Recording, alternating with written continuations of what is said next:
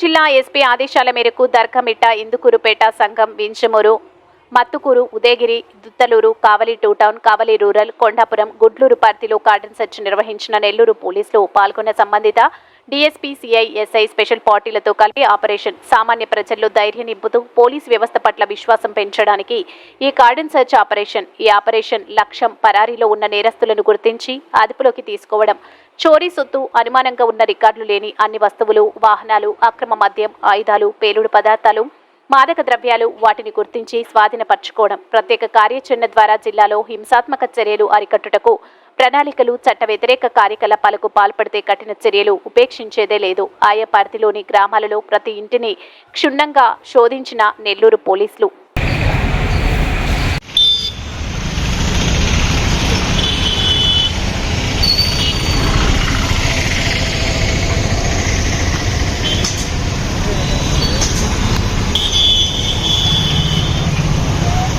ఈ వీడియో కనుక మీకు నచ్చినట్లయితే లైక్ చేసి షేర్ చేయండి. మరిన్ని లేటెస్ట్ అప్డేట్స్ కోసం మా ఛానల్ ని సబ్స్క్రైబ్ చేయండి.